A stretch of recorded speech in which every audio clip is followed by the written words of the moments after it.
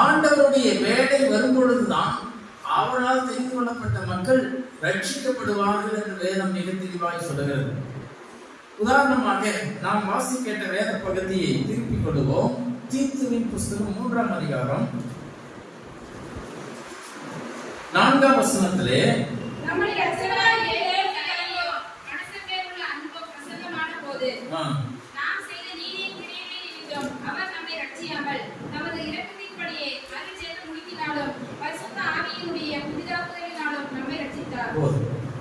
ஆண்டவர் எப்படி நம்மை ரட்சித்தார்? நாம் செய்த நீதியின் கிரியை நிமித்தமாக அவர் ரட்சிக்கவில்லை. நம்மிடத்திலே நீதியின் கிரியைகள் இல்லை.